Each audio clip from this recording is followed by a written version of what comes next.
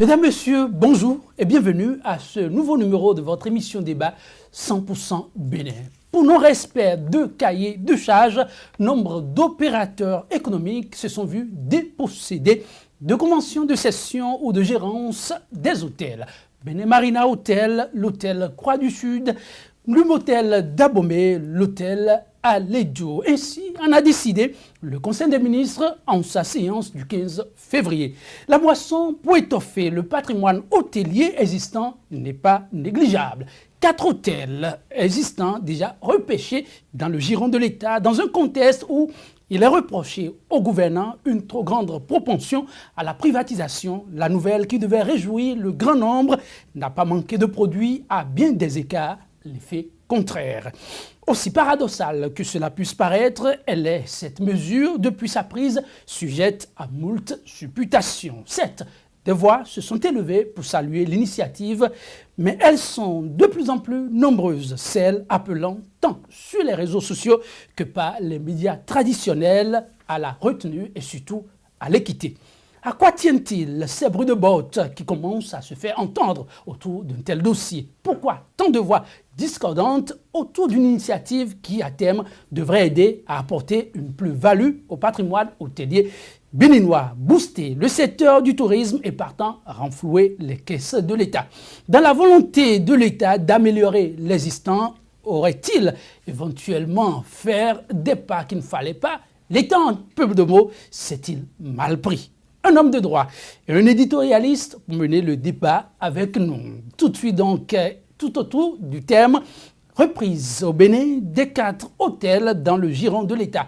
Preuve de la restauration de l'autorité de l'État ou l'expression d'un abus de pouvoir. À nos côtés, pour l'instant, débat proprement dit, Vincent Folly. Est-il encore besoin de le présenter? Éditorialiste, il est le promoteur du quotidien béninois d'information La Nouvelle Tribune. Vincent Folly, bonjour.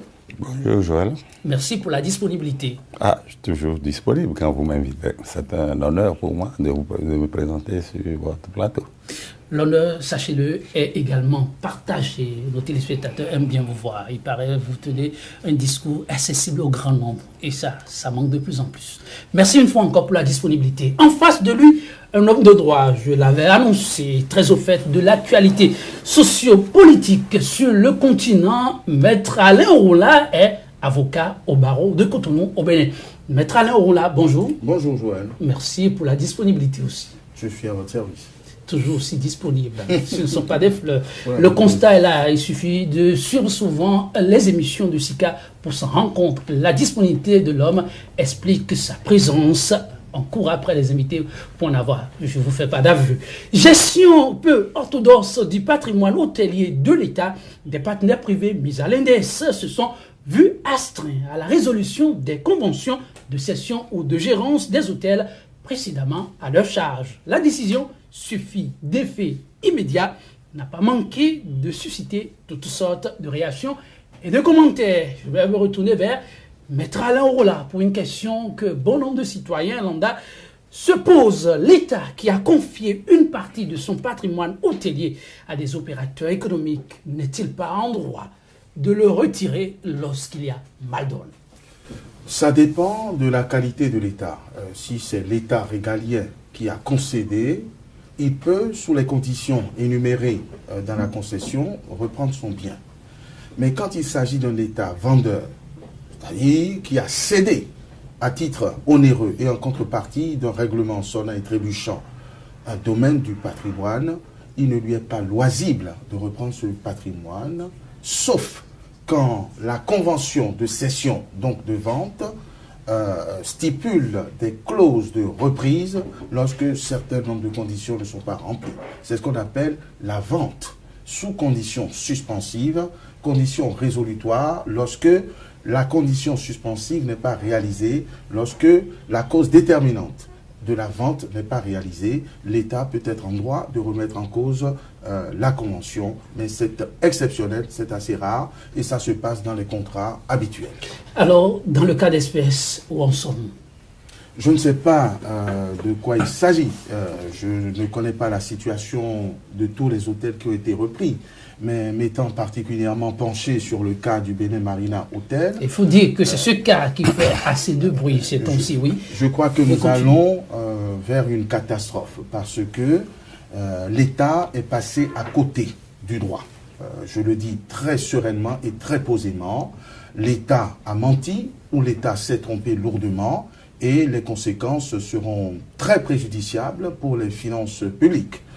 Je crois que dans le débat... Oui, dans le débat, nous allons apprécier, parce que vous venez de sortir des mots un peu trop forts. J'imagine que, je veux croire que c'est juste pour intimider. Que non, pas du tout, je pourrais le démontrer tranquillement. Parce que le Bénin, le passé, avait fait face à un certain nombre de dettes. J'imagine que ça ne va pas se répéter. Je me retourne vers l'éditorialiste Vincent Folly. Votre journal, justement, s'est penché aussi sur ce dossier, a sorti des articles que je ne rappelle pas ici exprès. Vous êtes là, la voix la plus indiquée sur ce dossier. Vous pensez aussi qu'il y a plutôt mal donne.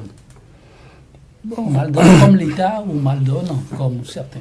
Écoutez, et ce qui nous gêne ici, moi je ne suis pas juriste, même si on a fait quelques cours de droit, l'avocat est bien placé pour dire certaines choses de manière précise. Mon rôle n'est pas ici de dire avec précision, avec des articles de droit, ce qui s'est passé. Moi, je me situe sur le plan de la bonne gestion. Et parce qu'en tant qu'éditorialiste, c'est ce que je sais décrire le plus. Et lorsque nous voyons ce qui s'est passé, et on est un peu surpris que l'histoire se répète. L'histoire semble se répéter. L'histoire que nous avons vécue avec le président précédent et qui faisait les choses d'une certaine façon que nous avons critiqué. Et nous n'avons pas le passé et il y a eu des mots très durs qui ont été employés par le tenant actuel du pouvoir. Il a parlé d'État voyou lorsque, par exemple, on a raisonné ces intrants en haute mer et lorsqu'on a suspendu le contrat PVI de manière cavalière en conseil de ministres comme maintenant. Et donc, on semble voir une répétition de l'histoire. Mais les marxistes disent que quand l'histoire se répète, c'est une farce. Cette fois-ci, n'y a-t-il pas eu de la méthode? Non, il n'y a eu aucune méthode. On a vu d'abord Amalgame, on visait un hôtel particulier, on a mélangé les choses. D'abord, oui, je vais le dire. L'hôtel Alédio n'existe-t-il pas? L'hôtel Croix du Sud, l'hôtel Croix du Sud a été complètement rasé. Et je me souviens, c'est sous le ministre Toleba que nous avons vu le ministre brandir un chèque signé des Libyens, les repreneurs libyens, et qui disait, voilà, j'ai mon chèque, et maintenant on passe à la deuxième phase, à savoir la construction de l'hôtel, et je les attends. Ça veut dire que le domaine a été vendu, les Libyens ont rasé l'hôtel.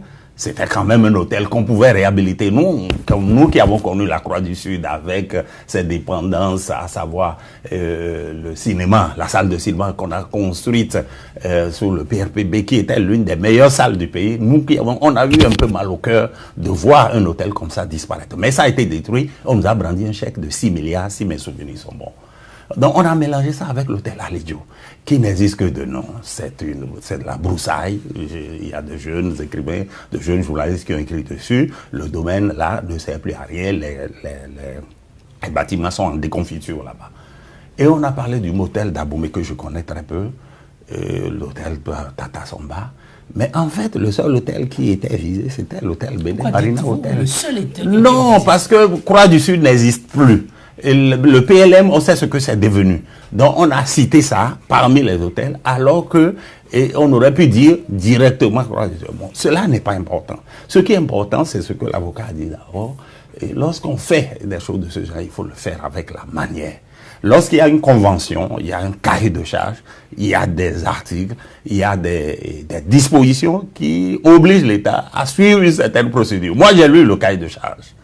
Nous, on a écrit 3 articles. Le premier, c'était à l'annonce de la nouvelle. On a dit, Talon va régler les comptes de Rodriguez. C'était notre premier article. Oui, justement, cet article, c'était-il pas trop osé? Parce que là, il s'agit quand même d'engagement pris. Qui? Pas celui dont vous... Lisez le cahier de charge, vous avez vu qu'il y a des engagements pris par l'État. et pas l'acquéreur de plein droit. Le maître Orula a parlé tout à l'heure. Cédé, il a dit que l'hôtel a été cédé, c'est-à-dire vendu. Moi, j'ai lu la disposition. Donc, si l'État veut reprendre, ça ne peut pas se faire de manière aussi cavalière. Ce n'est pas un conseil des ministres. Il y a des dispositions dans le cahier de charge. On pourra en parler tout à l'heure. On pourra en parler. Maître Alain Orula, l'État est souverain, à moins qu'on se trompe d'expression, c'est ce qu'on entend dire. Et dans le cas d'espèce, il y aurait eu une commission d'enquête, d'abord en 2012, une autre commission en 2016. Sur la base de ces commissions, des résultats issus du travail abattu, le Conseil des ministres s'est tenu et a pris les décisions que tout le monde connaît. Est-ce que l'on doit pourtant vouloir à l'autorité qui a voulu éviter le pire, dit-on, à l'État? Il n'est pas question ici d'en vouloir à qui que ce soit. Mais je rebondis sur votre expression l'État souverain. L'État souverain, c'est une notion de droit international, mais c'est également une notion qui peut être utilisée en droit interne. L'État est souverain et c'est souverainement qu'il contracte. Et lorsqu'il contracte, la loi des parties s'impose à lui. Donc la souveraineté, c'est la possibilité, la capacité de disposer de son patrimoine. Et quand on y a disposé à travers un contrat, on respecte ce contrat, sinon un État voyou, comme l'a dénoncé un certain... Et parlons justement du contrat. Devenu président de la République.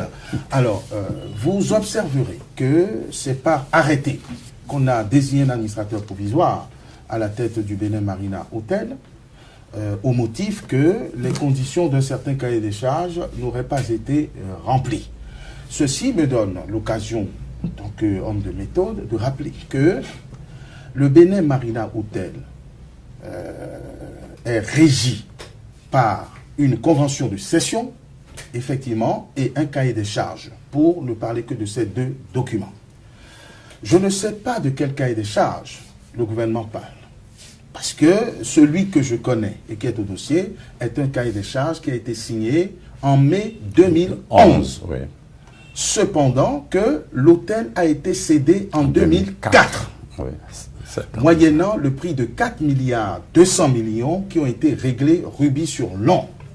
Effectivement, le contrat de cession de gré à gré de cet hôtel, après 2 appels d'offres infructueux, puisqu'on peinait à atteindre le milliard et l'acquéreur a investi 4 milliards d'euros, ce qui n'est pas rien, il était stipulé que les choses devraient se faire conformément à un cahier des charges qui n'a été rédigé que 7 ans après.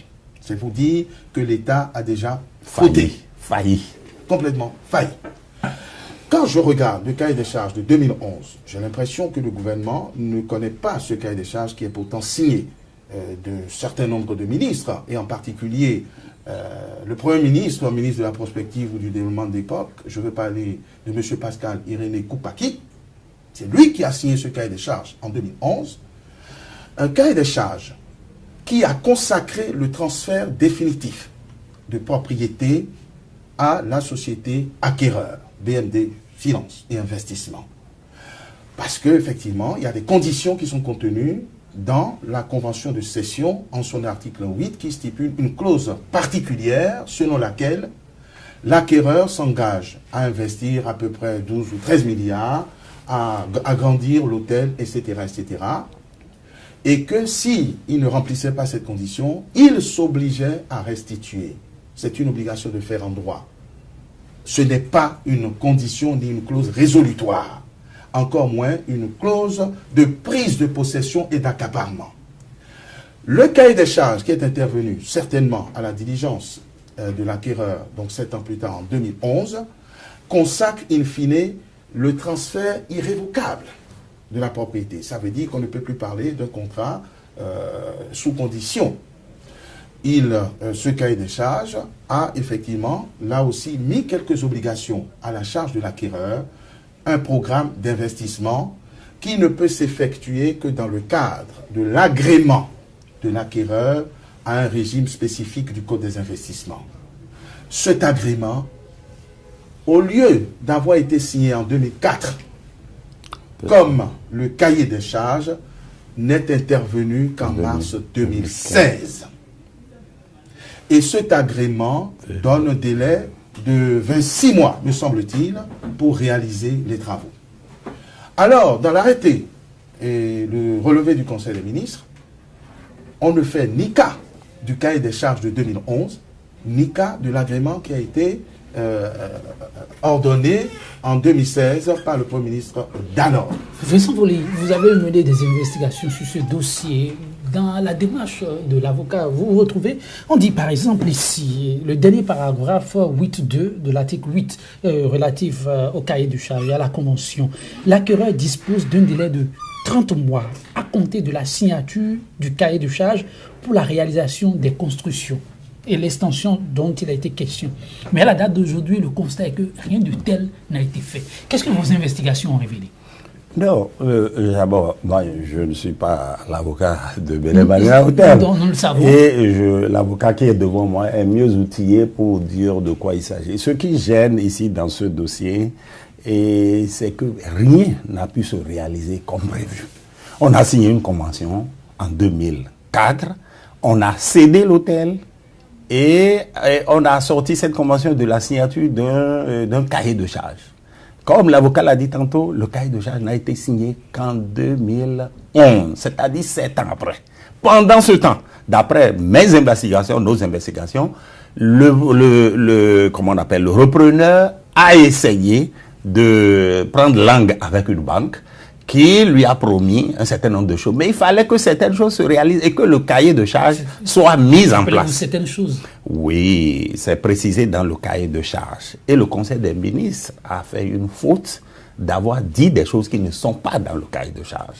Lorsque le ministre, secrétaire général à la présidence, et ça c'est notre deuxième article que nous avons fait, a dit il fallait construire, en regardant l'article 8 cité par l'avocat tantôt, il a dit qu'il fallait construire des suites, 54 suites. Oui. Le ministre, secrétaire général à la présidence, a parlé de 54 suites. Et l'avocat disait tout à l'heure que c'est lui qui était au début de cette convention. Oui, absolument. Et non, dans le document, le cahier de charge, rien n'est dit. On a parlé plutôt de la construction de 40 bungalows de type F1, de 10 bungalows de type F2, c'est-à-dire F1 c'est une chambre, une pièce, terrasse et choses, F2 c'est 2 pièces, terrasse et cuisine. Vous voulez dire qu'il a fait économie de vérité? Voyez-vous, c'est ça qu'on a annoncé dans le point de presse de mercredi dernier. Et nous sommes des journalistes et nous regardons. Le Conseil des ministres est suivi, le communiqué du Conseil des ministres ne vient pas en même temps que le point de presse. Le ministre porte-parole fait son point de presse le mercredi, jeudi, vendredi, samedi. Parfois, on nous envoie le Conseil des ministres le dimanche et nous reproduisons dans le journal de lundi.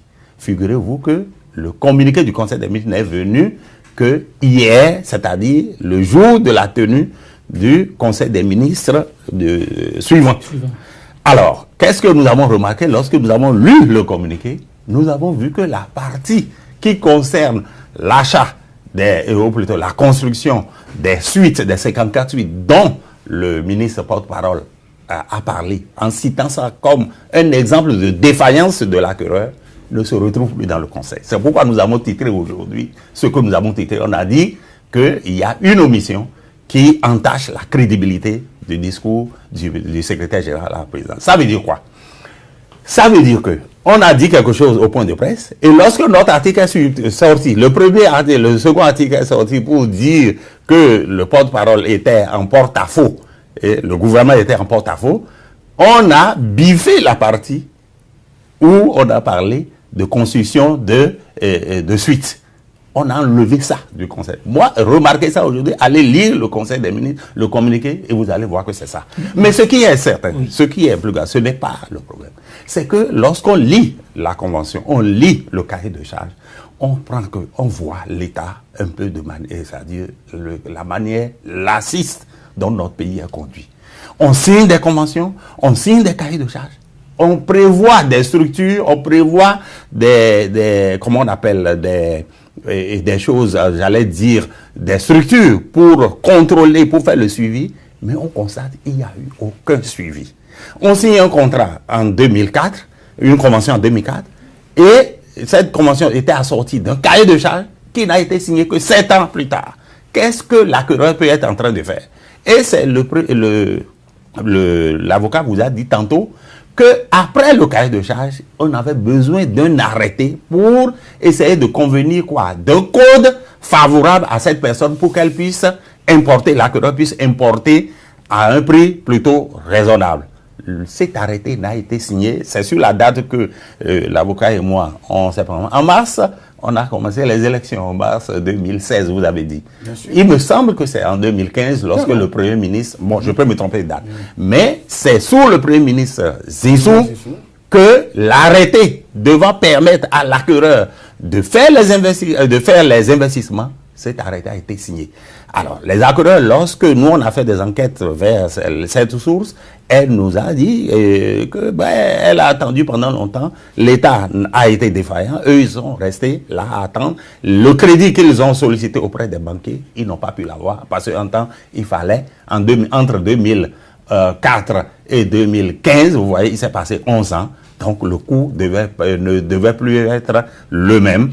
Donc, il fallait réévaluer. Ils en sont là quand l'État a pris cette décision de faire ce cas. Maître Alain Rolla, lorsque c'est le cas, l'État se montre défaillant et vous êtes acquéreur, est-ce qu'en bon client ou acheteur, si vous voulez, on ne peut pas saisir la justice? On devra saisir la justice, mais je comprends que vous me trouviez long et abscon. Mais je vais être clair, parce que si on n'a pas les mêmes éléments, le même niveau d'information, on ne peut pas apprécier. Donc, j'ai planté le décor pour démontrer que les rapports entre l'acquéreur et l'État sont régis par une convention de cession de 2004, un cahier des charges qui aurait dû être rédigé et signé en 2004, mais qui ne l'a été à la diligence de l'acquéreur qu'en 2011, et l'agrément au code des investissements qui marque le début de l'opérationnalisation par l'acquéreur des extensions.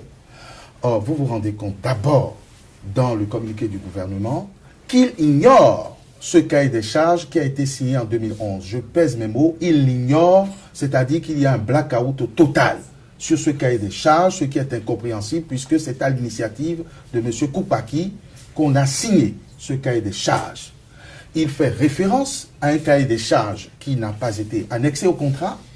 Je présume qu'il s'agit d'une proposition ou d'un projet de cahier des charges élaboré en 2004, mais qui n'a pas été signé et qui a été complètement occulté, c'est celui-là qui vous parle de suite présidentielle, etc. Mais le cahier des charges en vigueur, celui de 2011, ne parle pas de suite présidentielle, parle de 40 bungalows de type F1 et 10 bungalows de type F2. Ce cahier des charges dit que l'acquéreur ne peut être inquiété que si l'État a rempli toutes ses obligations, notamment et principalement l'agrément au cours des investissements qui a mis 11 ans et qui a causé préjudice à l'acquéreur, qui a tenté d'obtenir des prêts et qui se sont tous volatilisés, déjà par la faute de l'État, il faut le savoir. Les relations sont régies par ce contrat et ce cahier des charges qui dit tout le contraire de ce que prétend le gouvernement. Parce que les clauses stipulent que si l'une des parties venait être défaillante, l'autre partie s'obligeait à la négociation et à user de toutes les voies de droit pour contraindre son co-contractant à faire les réalisations qui s'imposent. La résiliation n'était pas ne fait pas partie de ces contrats. Il n'y a plus de clause résolutoire. La seule clause résolutoire contenue dans le contrat de 2004 était relative au non-paiement du prix. Mais qu'est-ce qui peut expliquer, si tel est le cas, qu'actuellement le gouvernement en soit arrivé à une clause, il n'y a pas eu de clause résolutoire, dites-vous, mais à une décision comme celle-là. Koupaki était au départ, c'est lui qui a porté la nouvelle. Que s'est-il alors passé? Écoutez, je pense que Monsieur le ministre d'État n'est pas une contradiction près, puisqu'il défait sous la rupture tout ce qu'il a contribué à faire, sous le changement ou la refondation. Ça, c'est une question qui doit lui être personnelle. Mais ce que je remarque et que je déplore, c'est que les autorités ne sont pas totalement instruites des éléments de fait et de droit avant de prendre leurs décisions. Parce que s'ils ont fait la preuve que le cahier des charges signé en 2011 du ministre Koupaki n'a pas été mentionné et référencé dans la décision, tout est faux. Si aujourd'hui, en 2017, le gouvernement parle de suite présidentielle, alors que cette question ne figure dans aucun document officiel, et je mets au défi quiconque de le brandir, c'est qu'il y a un gros problème. Donc, pour le moins, il s'agit d'une erreur manifeste d'appréciation avant de parler de maladresse dans la conduite du dossier, parce que, en supposant qu'il existe une clause résolutoire, ce qui n'est pas le cas et ce qui est loin d'être le cas, ce n'est pas à l'État co-contractant d'actionner d'autorité cette clause résolutoire, on saisit un juge pour faire constater l'acquisition du jeu de la clause résolutoire. En conseil des ministres, ce n'était pas possible. Mais le conseil, ce n'est que l'exécutif, ce n'est pas le judiciaire. C'est ça. C'est comme si un bailleur, et là, je ne vous parle pas de bail, rentrait chez vous sans procédure judiciaire et vous mettez dehors manu militari. C'est une voie de fait, c'est grave. Et là, nous sommes dans une matière où le fonds de commerce a été cédé définitivement, irréversiblement, irrévocablement. Il s'agit d'une, je vais dire, puisque je vais rester juriste et mesuré, d'une expropriation sans respect des règles. D'une expropriation, même pas pour cause d'utilité publique, puisque vous dites que l'hôtel va entrer dans le patrimoine de l'État. L'État n'a pas les moyens d'entretenir ça. Donc il va forcément avoir derrière un autre contrat, et c'est ce qui se suppute. Donc, sans folie, ce dossier, disiez-vous, rappelle un passé pas trop glorieux pour le Bénin. Mais oui. Le Bénin a fait beaucoup de bon. On ne peut pas comprendre que le Bénin en soit retombé dans les mêmes travers, surtout que les hommes avisés en sont là pour éviter... Oui, c'est ça qui est étonnant et c'est ça qui interpelle l'éditorialiste que je suis. Nous avons vu au cours du débat le tenant actuel du pouvoir dire vertement à son adversaire du jour, monsieur, c'est un État voyou qui se comporte comme ça. C'est-à-dire quoi? Chercher à rompre un contrat dûment signé. On l'a vu dans le cas du PVI, on l'a vu dans le cas du Bénin Contrôle, c'est des conseils des ministres qui ont pris cette décision. Et moi, je croyais qu'avec ce nouveau régime, les habitudes et les pratiques vont changer. Et vous avez vu, le conseil des ministres est tenu le mercredi. Dès le jeudi, ils ont envoyé l'administrateur provisoire pour prendre service. Ça n'a pas marché.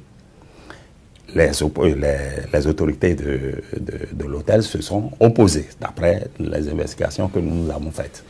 Ça veut dire que immédiatement, donc, ils étaient venus avec un huissier et la décision du Conseil des ministres. Est-ce que ça suffit pour engager une action de ce genre? Je trouve que c'est dans un État voyou qu'on peut se comporter comme ça.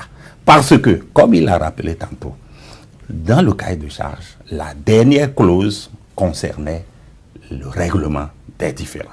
Et il est bien dit que les différends seront réglés à l'amiable.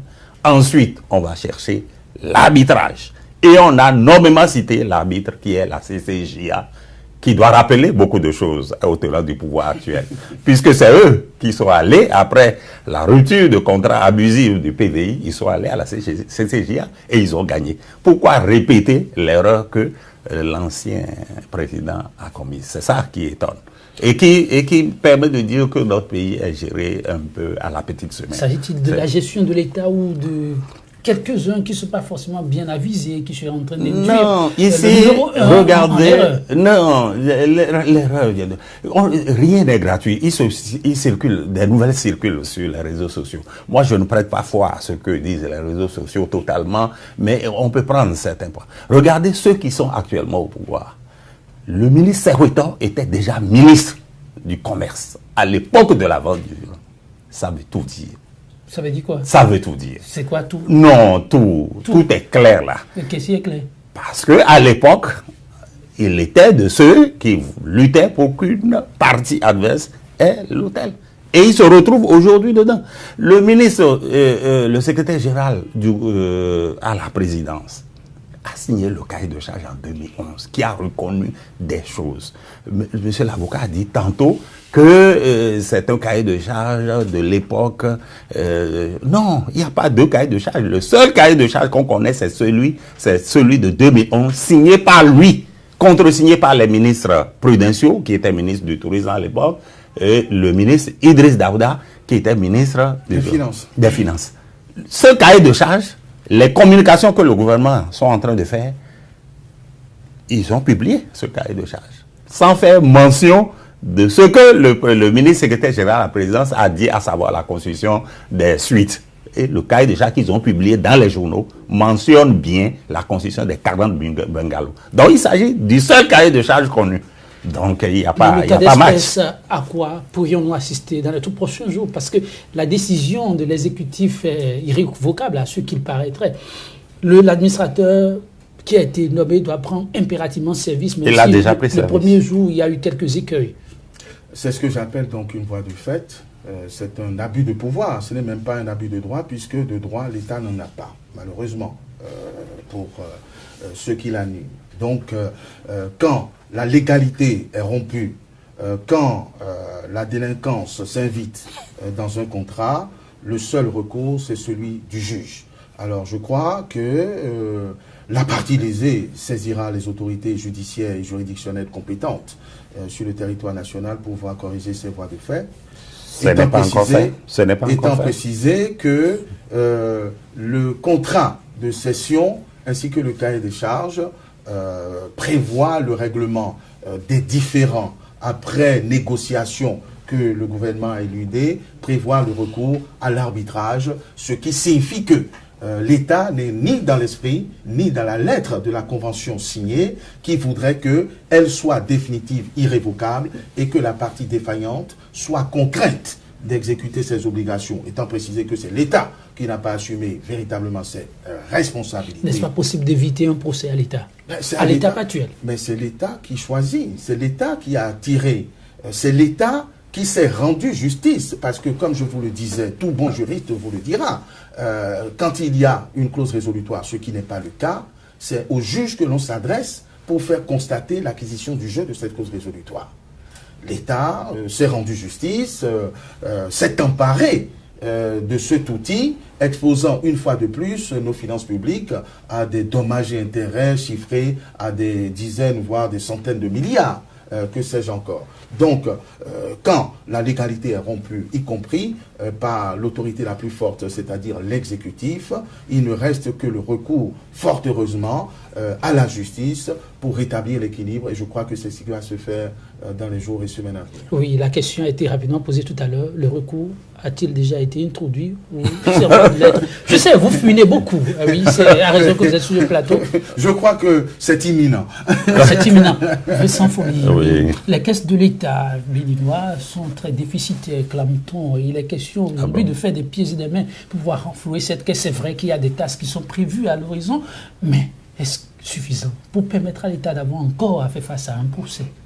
Non, moi je ne sais pas. C'est-à-dire que je n'arrive pas à comprendre que quelqu'un qui a subi une situation donnée puisse revenir à recommencer les mêmes défauts qu'il reprochait à l'autre. J'ai dit tantôt de répétition de l'histoire.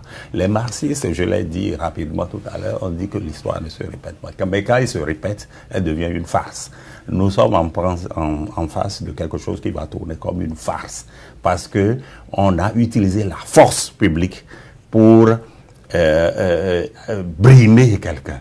Parce que ici, il s'agit de l'utilisation de la force publique. Au plus fort des débats sur le PVI et le Bénin Contrôle à l'époque, il y a eu des gens qui ont fait, moi je ne suis pas juriste, la différence entre un contrat administratif et un contrat, comme on a dit, un contrat de droit privé. Et les gens disent, la puissance publique est toujours forte. Je cède, et on a entendu le président Yahi même dire, ah oui, l'État est très fort, il cède, il a des droits et il les fait respecter. Mais si on fait ça, qu'est-ce qui arrive? Lorsque vous vous comportez de cette façon, aucun investisseur ne viendra dans votre pays. Si vous signez des contrats que vous êtes incapable de respecter, ou alors que vous retirez des années plus tard, ben les gens ne pourront pas venir vers vous. Donc, on se met dans les mêmes conditions qu'en 2012-2013, où on a suspendu des contrats, on a arrêté, avec les conséquences que l'on sait, seulement que nous ne savons pas comment tout cela a été, comment on appelle, goupillé. C'est-à-dire que on nous a dit sous Yahi que la Sodeco a changé de main, que on a changé l'actionnariat. Aujourd'hui, la Sodeco est retournée, je ne sais pas par quelle alchimie, dans les mains de son premier propriétaire. Quelle est la part de l'État? Nous ne savons pas. Donc, il faut faire les choses dans la transparence. Et le drame, c'est que notre petit pays vit une expérience extraordinaire. Une expérience qu'un grand pays, même comme l'Amérique, vit mais où on se pose des questions, c'est-à-dire l'arrivée d'un homme d'affaires à la tête du pays. En Amérique, ça soulève des vagues. Et ce président a été élu avec une forte majorité. Le lendemain, des gens ont commencé à manifester. Jusqu'à ce jour, un mois après, le président n'a pas la paix. Parce qu'il y a des mécanismes dans ce pays pour arrêter le président lorsqu'il a pris les décrets sur l'immigration. On lui a dit non, on ne peut pas faire ça. Je rêve d'avoir cette situation dans notre pays où on peut dire à celui qui est au pouvoir, non, il faut arrêter ce que vous faites. Mais nous n'avons pas encore des institutions. On n'a pas encore des institutions fortes. Sinon, l'affaire de l'achat ou de la vente ou de, je sais pas, forcée d'une résidence à côté de celle du président de la République n'aurait pas été négociée aussi rapidement, de manière aussi cavalière. Vous en lancez une pierre à Maître Alain Roula, il va la saisir. Nous n'avons pas des institutions fortes au Bénin? On n'a pas. Écoutez, moi je crois fermement à l'institution juridictionnelle. L'institution juridictionnelle, une nuance. Oui. Nous avons fait l'option du droit, de l'état de droit. Et c'est sans complaisance ni complicité avec mes partenaires juges. Je crois que lorsque le droit est clair et qu'il a été établi, qu'il a été clairement foulé par les autorités politiques, les juges prennent leurs responsabilités. Fort heureusement, il reste encore cet espoir. Mais la lacune, ce ne sont pas les institutions, c'est les hommes, c'est les Béninois. C'est les responsables qui sont désignés à la tête de ces institutions qui me donnent l'impression d'avoir abdiqué, d'avoir renoncé et de laisser ce pays à son pauvre sort. L'histoire ne se répète pas, M. Folly, l'histoire bégaye. Bégaye, beaucoup trop même. Quelle est la nuance que vous apportez? La nuance, c'est que ceux qui nous font faire du surplace ont toujours été portés par le peuple, qui vit et revit les mêmes choses depuis tout au moins les indépendances. Et donc, moi, je me dis que quand ce peuple aura compris et qu'il aura instauré les mécanismes adéquats, quand il aura pris ses responsabilités, comme certains d'entre nous essaient de le prendre même dans la clandestinité, dans l'arbitraire et l'abus des autorités, je crois que ceux-ci changeront d'attitude. Mais ce qui est certain, c'est que ce dossier va retourner au gouvernement dont les animateurs ont menti en flagrant délit. Le ministre Koupaki a fait économie de vérité, il a menti, sa signature est apposée sur le cahier des charges de 2011. La sienne tout au moins, je la tiens. Elle est apposée sur le cahier des charges. Qu'est-ce que ça signifie, je la tiens? C'est un homme de droit qui parle. Ça figure sur un document et il est venu lire un communiqué qui dit autre chose que ce qui est prévu à ce document, comme si ce document n'avait jamais existé. Il aurait agi sous pression, vous voulez Mais dire? je n'en sais rien, c'est un grand monsieur. Il a été Premier ministre, ministre des Finances, candidat aux élections présidentielles, donc on ne peut pas mettre la pression à un grand personnage tel que le ministre Koupaki.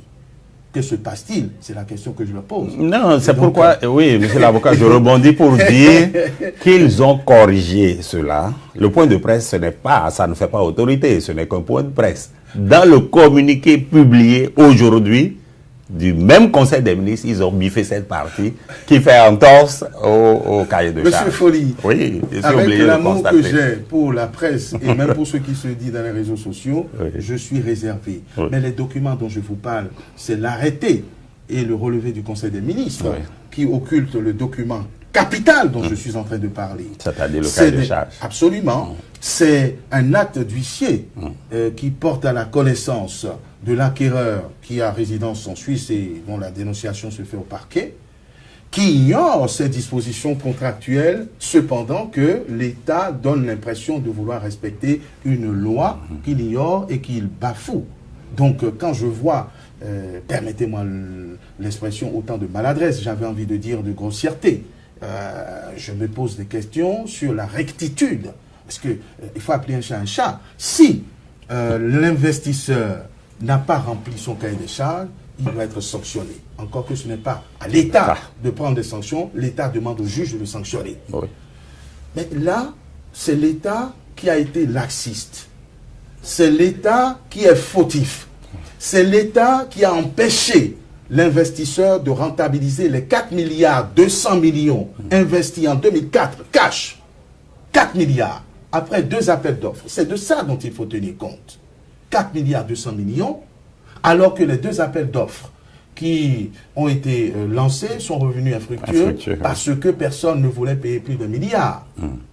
5. Et donc aujourd'hui, par un coup de stylo, heureusement que ce n'est que le coup du stylo de l'exécutif qui peut être corrigé, eh bien, on fait l'impasse sur cet investissement qui a déjà été fait, reprochant à l'acquéreur de ne pas avoir investi les 20 ou les 30 milliards qui étaient prévus au programme et pour lequel on n'a véritablement rien fait pour faciliter les choses. À l'heure où la Vincent Folly, l'État, en prenant sa décision, est revenu sur un aspect que beaucoup ont banalisé par la suite, mais qui n'est pas négligeable non plus. Il s'agit du volet social. L'État l'a mentionné, il est là pour assurer le paix à la veuve et à l'orphelin. Dans le cas d'espèce, on se rappelle cette sortie du personnel de Bénin Marina Hotel. Ça ne vous dit peut-être pas grand-chose, mais je sais que l'éditorialiste a observé avec son regard.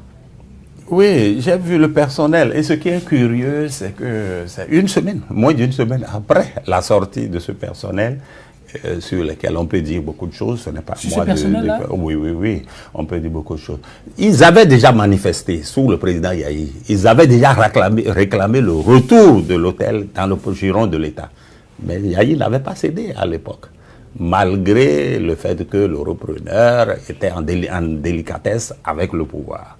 Il n'avait pas cédé. Donc ce n'est pas la première tentative. Mais il se fait que c'est bizarre que, bon, c'est une semaine après que l'État réagit dans le sens d'accorder ce que, de donner, comment on appelle son agrément à ce que ce personnel aurait réclamé. Moi, je dis ceci.